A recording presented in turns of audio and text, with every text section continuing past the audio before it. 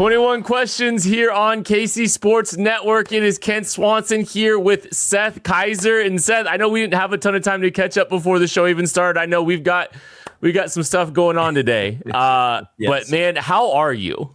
Man, I am doing much better now that I get a chance to chat with you and I didn't even get a chance to say that to you. So to pull back the layers a little bit for people, I was late today. Poor Ken had to sit there and wait, but I got to watch your as I logged in and you were waiting for me. I got to see your putting form, which looks immaculate. Thank you. And so I held us up today. And then, of course, I had the audacity to, after holding you up, be like, dude, I got to get out of here really quick. I'm really sorry. And so it's wonderful seeing your face, man. It's been way too long since I've gotten a chance to chat with you. And I'm so excited to do this with you. He said, skip the pleasantries entirely. He just said, let's just move on. Yeah. And that's okay. I mean, it is sometimes this is how things work. And, you know, it is what it is. But I'm excited to answer some of these questions that came from the KCSN Discord. If you're a KCSN Premium subscriber, that's how you get access to the Discord. And there's some great questions in there, Seth.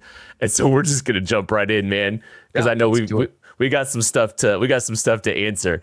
And this first question comes from Craig is great. And he asks, does Cyrus Allen beat Sky Moore's rookie year stats? I believe it's 22 catches for 250 yards.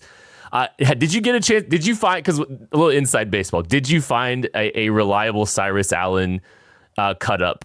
I did not. Okay. So I'm still kind of twisting in the wind there a little bit. I'll try to figure it out. And yeah, that is a little insider baseball. College film is an interesting industry thing because the NCAA, if people don't know this, is weird and even weirder than the NFL. The NFL, now that the NFL has control over it with NFL Pro, there used to be like a side industry of whatever, but like that, or at least allegedly, I wouldn't know anything about it. Kent wouldn't know anything about it, but like people talk, what? Yeah.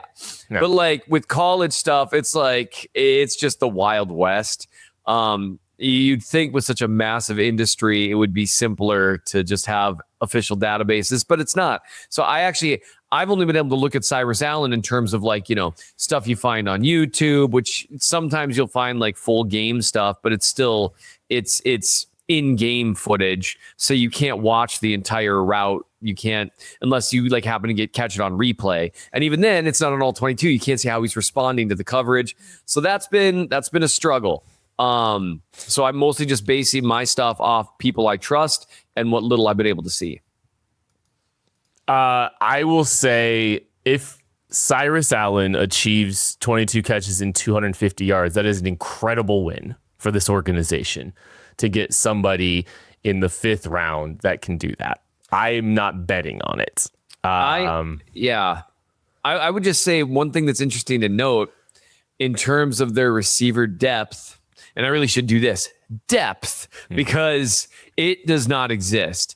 There's a great scene from The Ladies' Man from back in the day when he's talking to a gal. He's like, well, could you give me a ride to my house because my car, it does not exist, is what he says.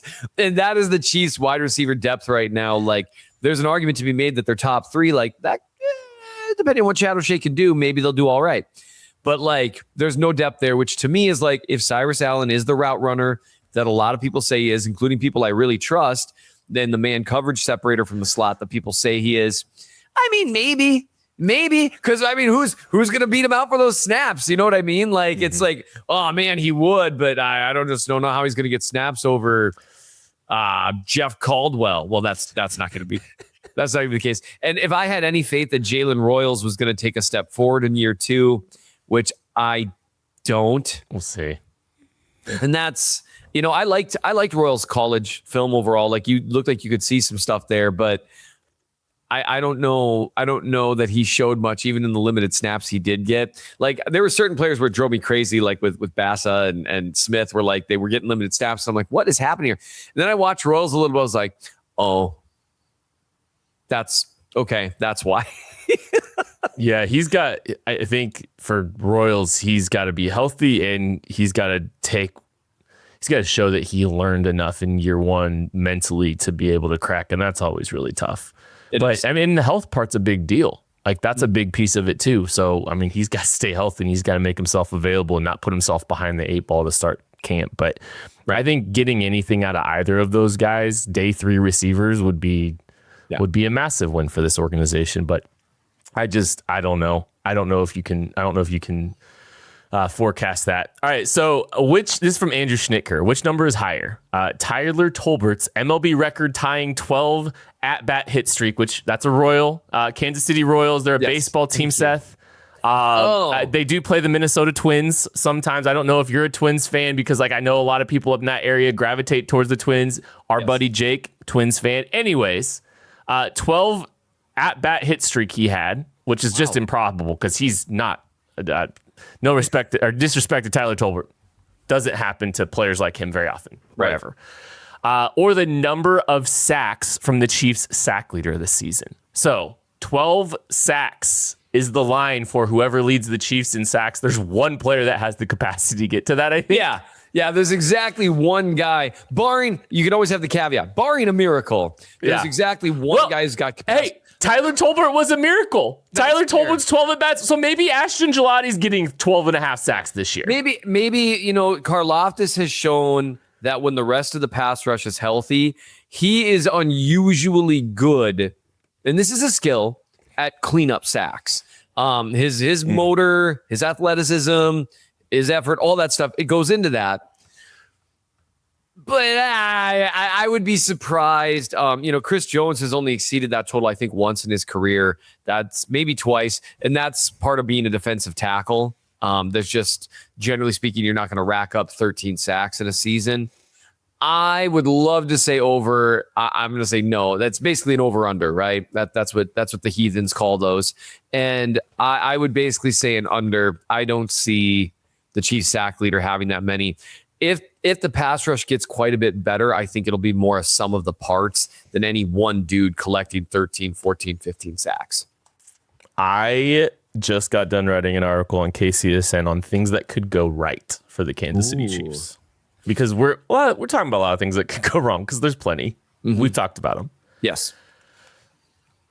I think Chris Jones will have a better year in 2026 than he did in 2025. And I think because of the strength of the interior defensive line, there's a chance that maybe he plays a little bit less snaps and is even more productive. And wouldn't that be great? It doesn't have to be like this stark ratio. Just give him 5, 6, 7 more snaps off the field. Let him eat and feast on key downs and key passing downs. Yes. I think there's a chance. I think there's a chance that he could have it's not a career resurgence. He's still one of the best defensive tackles in football. I think there's a chance he has a better year in 2026 than he does in 2025. And statistical bounce back. Yeah. But even pressure rates, I think he can even have a higher, I think he can even go above that in 2026. I could definitely see that. And I think you're right to talk about like the strength all the way around. With things going right, some of those things would be like Peter Woods. Do they play him the way they played him in Clemson in 2024? Or do they do what Clemson did in 2025 that led me to send puzzled messages to a lot of people being like, what was Clemson's pass rush plan in 2025? Because I genuinely, I thought I was missing something, because I was just like, because I know there's limits to what I understand, but I was watching, I was like, I've been watching like half a game here, and I feel like they've asked Woods to like actually rush the passer like once. And I was like, that can't be.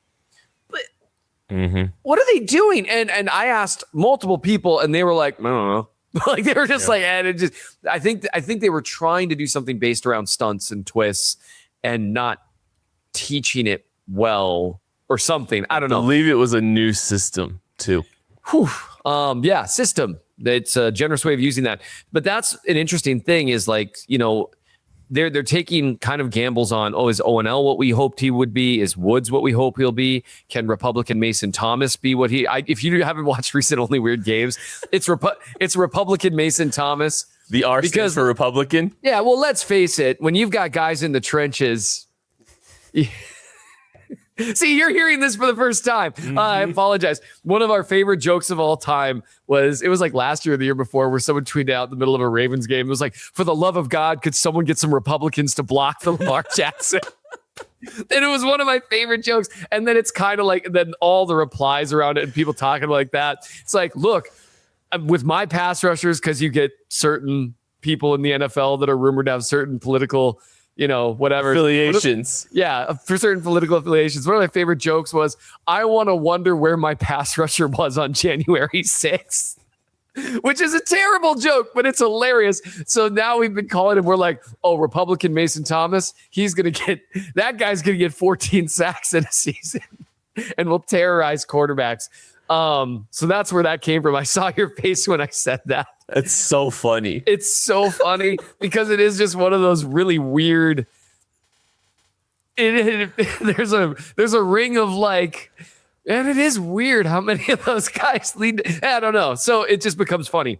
But if he is who they think he is on third down, that additionally, I think it's still just Jones. I mean, even if he's exactly who they hope he is, I don't see him getting it. But you can maybe chase guys, with pass rush being complementary in intensity. It just makes such a difference. I mean, I saw multiple plays last year, and I think Jones' play wasn't as high last year as it was the year before. But there were plays where he'd win one-on-one, and the quarterback just kind of calmly is like, well, I'm going to just move this way because no one else is here. There's some conversation that maybe some teams baited Chris. Oh, yeah. And baited him. Just let him rush up field and bait him out of that and kind of anticipate it and work away from him. Yeah. I think there was some validity to it. You could see some logic being developed in some of the plays and some of the, and brilliant if that's the case, right? Yeah, absolutely. I mean, that's a great way to plan for Jones, who historically is so aggressive with his sets, and they plan the entire pass rush around him. And so, like, if my thought is, if I don't think my guard can block him regardless, which most can't, or even, we'll slide protections. Well, he's been beaten that his whole career. Well, instead, let's draw him up the field, create a really functional pass protection plan around the other guys who we know can't win if we really plan for him, especially after George hurt his hand. You could see a decrease because early on I was like, I think he's winning one-on-one a little more. Like, is it happening? But I mean, overall, I don't see any one dude getting 13 sacks. If it does, that's one of the things that went right, though. Like whether it's Woods or 0-0. And seriously, go watch 2024 Peter Woods. Yeah. Well, I was going to say on the spot speed round, because we did also get asked who is third on the team in sacks this year. Gut visceral reaction, no explanation. Just give me a name. Go. I think it's R. Mason Thomas. I think you might be right. Yeah. I think I would roll that. I think I'd roll with that. Just the pool is not great. Rashee Rice's market is calculated at on Spot Rack at $17.4 million AAV. Would you sign up for a 3-year, $52.5 million extension with $25 million guaranteed for Rashee Rice? What say you? Absolutely not. That $25 million, I would sign him for that with $1 million guaranteed. But even that, I just Rashee Rice, who I wish him well. I hope he does great. But he's shown the decision making and maturity of well, again, to quote the ladies' man, it does not exist. And so there's a lot of guys his age that are like that, including me when I was that age. But I wouldn't have given me $25 million guaranteed when I was that age either. So I just think he's got to show that he can improve. They need to see how he responds to tougher coaching than he's ever gotten by far when you combine O'Shea being in there with Bieniemy.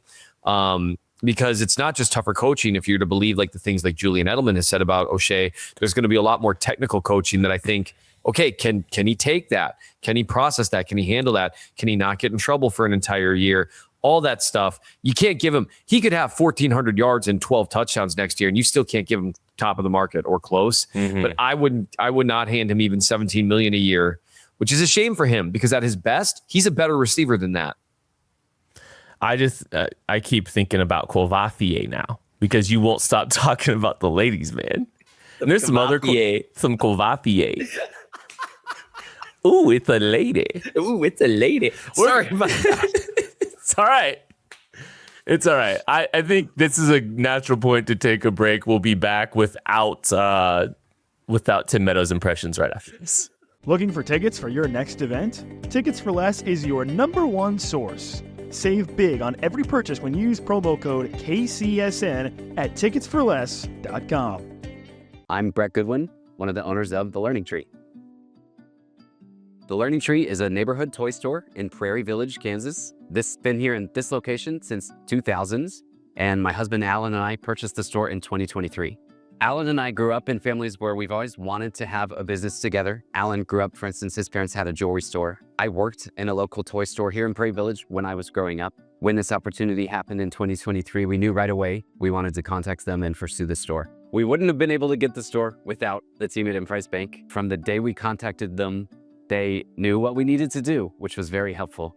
I would absolutely recommend the team at Emprise Bank to anyone looking to secure a business. We worked with Emprise from day one. They were extremely helpful. They were always great resources. We talk to them frequently. They know the area. They're very friendly. We know who we're going to talk with, and they know what we need to do. We hope we'll see you at the Learning Tree. Continuing on here, 21 questions. Kent Swanson here with Seth Kaiser. I did not expect that, but that is a lot of fun. Lucky Sensei asked the question. Let's say you somehow scored an invite to Travis and Taylor's wedding. What would someone have to pay you or guarantee you to leak the first kiss photo, Seth? $150 or a promise for some goodwill. Actually, you know what? No, I don't know that I would. I mean, that's between those people. I don't care about like celebrity status or any of that. I just don't, if it's someone's private wedding, quote unquote, no matter how they decide to arrange that private wedding, that's not for me to share. So frankly, there's no amount, barring in this weird hypothetical, I somehow have the ability to text Travis Kelce or Taylor Swift and say, hey, someone offered me $1 million. You cool with me taking this? Then I would. But without their permission, for me, there'd be no amount of money because it's just not, that's someone's private moment. That belongs to them. Yeah, I don't think I'd do it. Yeah, I don't think I'd do it. Cap and Daddy asks, what is one piece of Japanese culture Seth wishes he could bring back to football? Oh, bring back to football? Or bring to football. Yeah, bring to football. I would say they should have a 7-Eleven at Arrowhead, a Japanese 7-Eleven at Arrowhead. And that way I'm telling you, everyone would just be buying those pancake sandwiches with maple syrup and butter in the middle of them, and everyone would be happier. Either that or bowing, one of the two. That bowing before each play.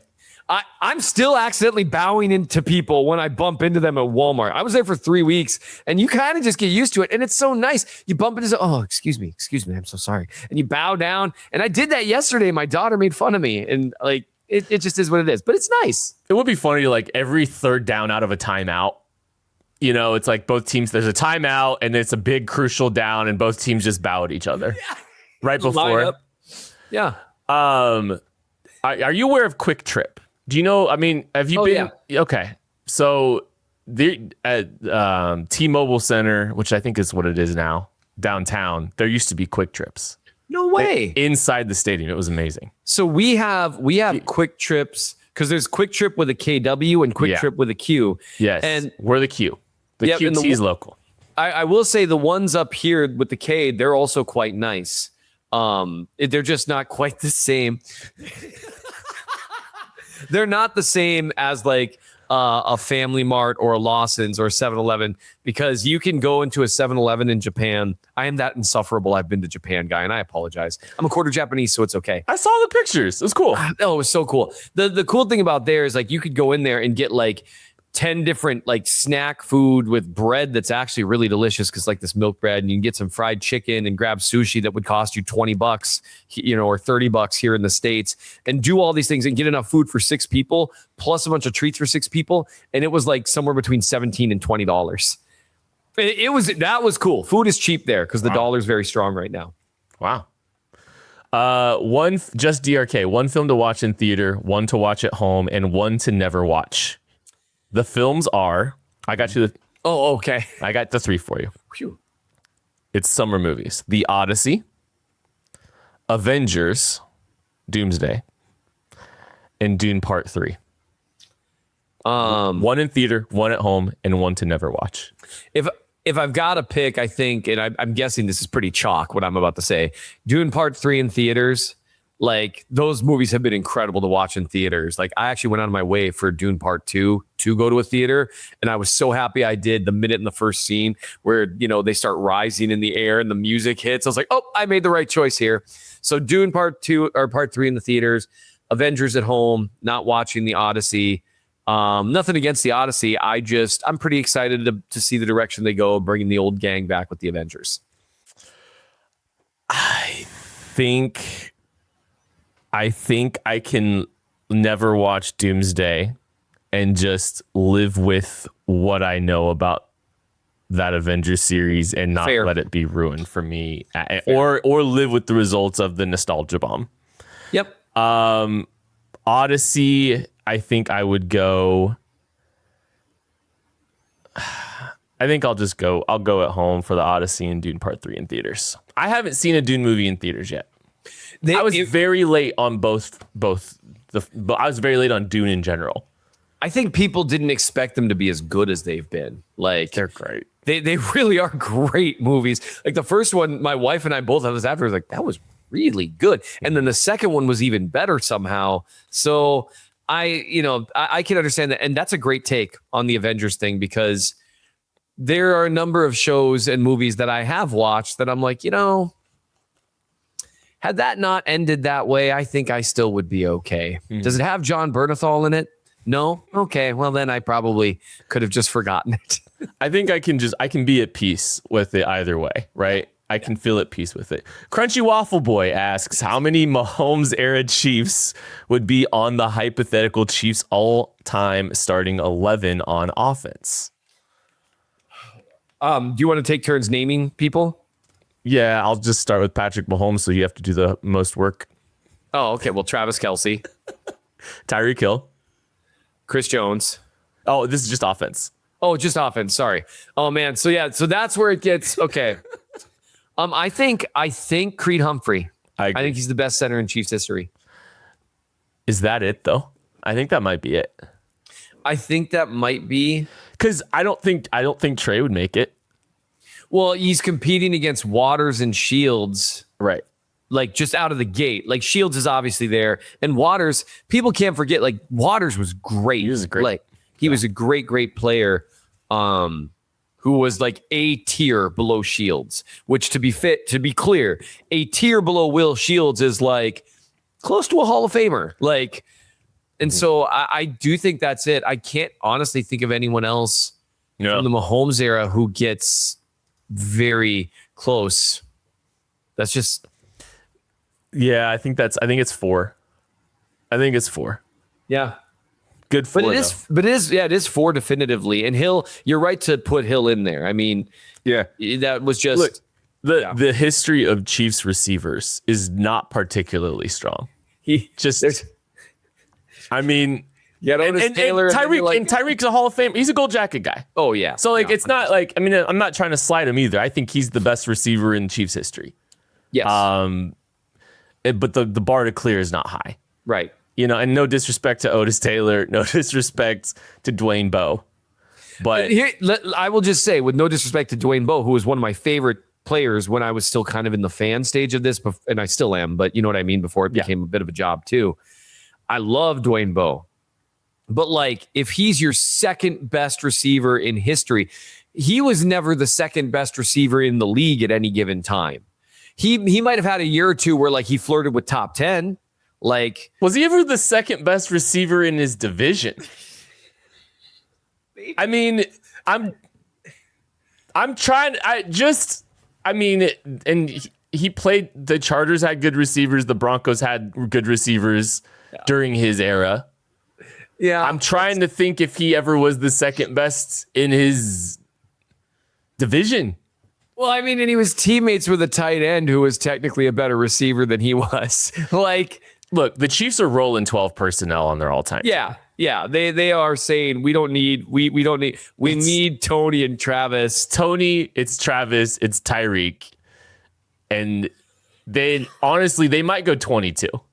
It might be Tyler, Travis, Tyreek, Jamal, and Priest. Yeah. Priest would definitely do the dirty work of doing some blocking in 22 stuff. And you were right. And I think maybe you just know we go back a long ways. I really appreciate you said Jamal first. And I love Priest Holmes. It's not even close for me. I'm sorry. Jamal Charles, I will stand by. I think he's one of the 5 greatest runners to ever live. So again, like the whole Waters to Will Shields thing isn't an insult. Neither is saying with Jamal and Priest that it's not even close, because Jamal was that great. I'm not trying to slander Priest Holmes. Oh, no. Oh, don't do this to us. Please don't do it here. It's fine. I'm used to having to do this appearing with Nate. Okay, go ahead. Okay. I think he's just a hint of, maybe even more than a hint of, a Chiefs all-time offensive line merchant. Just a little bit. My God, man. Just a little bit. I think Jamal clears him. I'm sorry. I really do. And I know you're like the biggest Jamal guy ever. I'm not trying to slander Priest Holmes. Look, but I'm just telling you, I think Jamal behind that line would do unspeakable things to this league at a level that Priest couldn't. That's all. That's all I'm saying. And Priest was how's this? Priest's particular skill set, which he did have a high level of multiple things, was very, very fit for the greatest run blocking group ever assembled. I'm not just saying offensive line, because when you involve Dunn and T-Rich in that, it's the greatest run blocking unit ever assembled, because you had the best fullback in the league, the best blocking tight end in the league. And then you had those guys. I mean, it's just ridiculous. I do want to let people know, if you have opinions on Kent saying that Priest is a blocking merchant, you can send DMs to JB Briscoe on Twitter and really let loose, honestly. Yeah. Yeah. That inbox is devoted to those things, and I will be sure to get responses quickly on all of those things.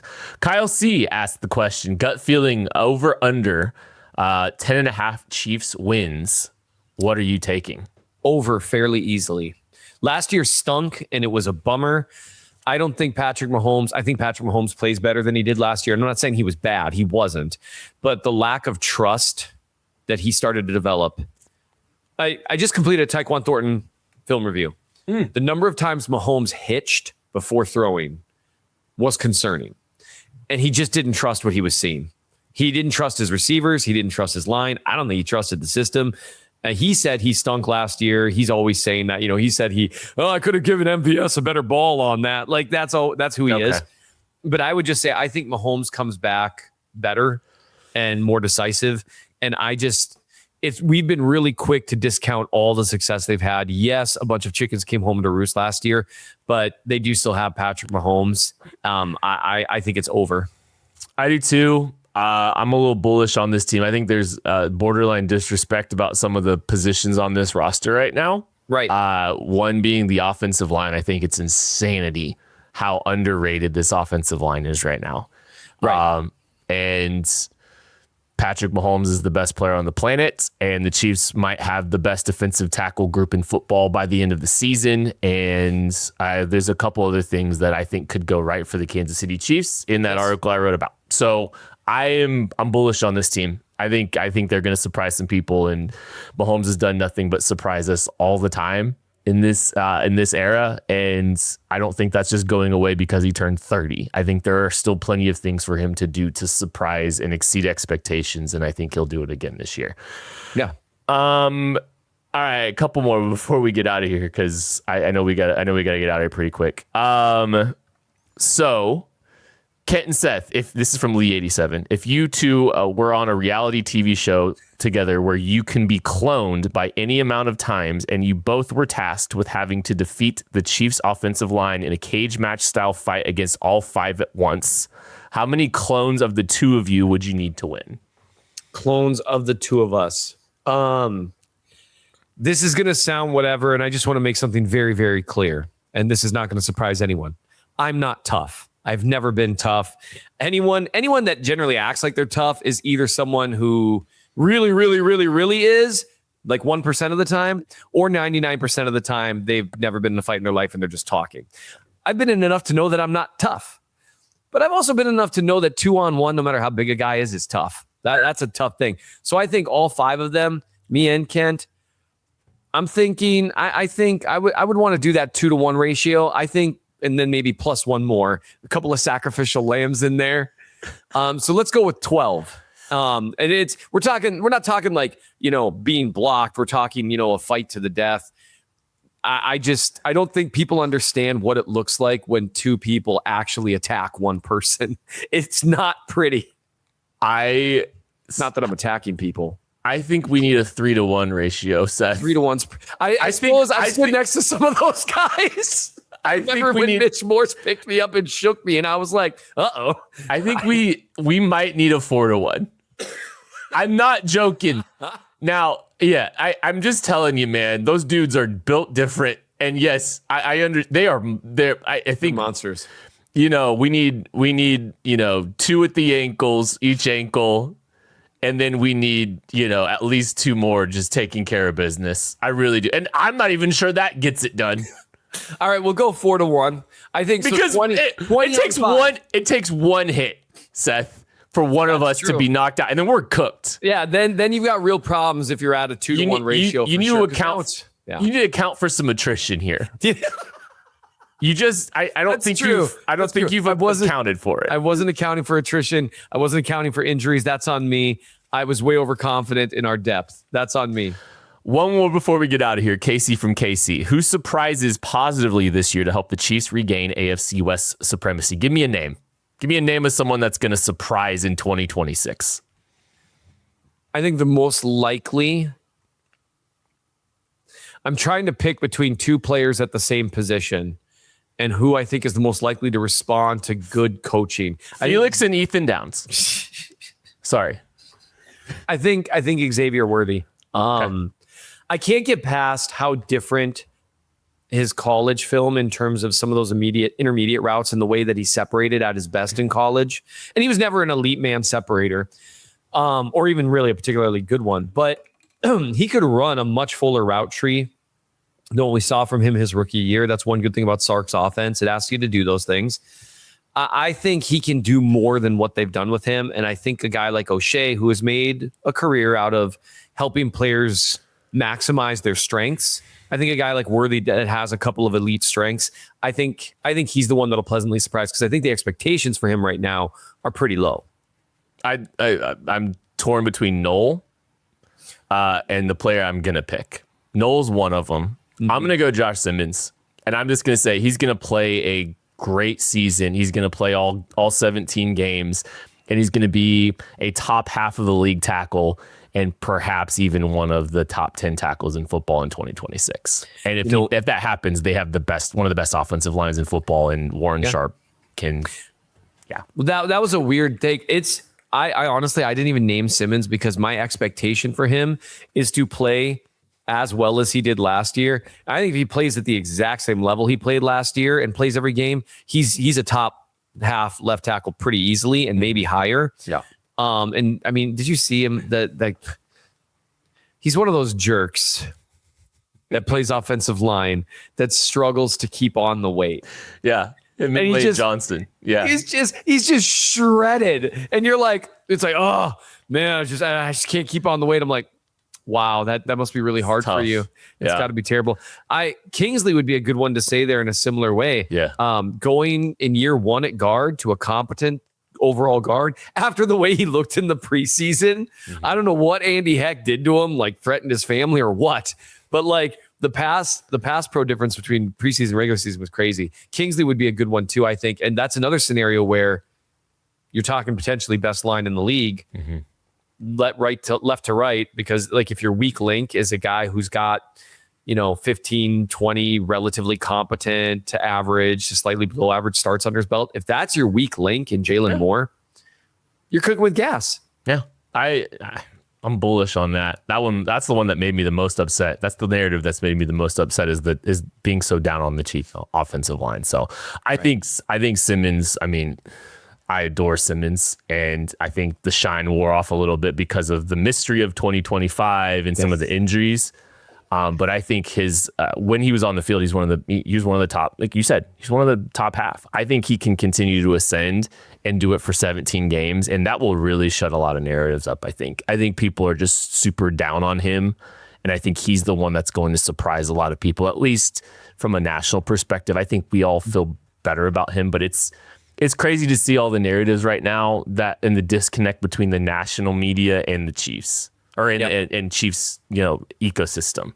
And it was the same in the draft too. Like I think there was a strong disconnect there on the national side versus what we all saw internally here.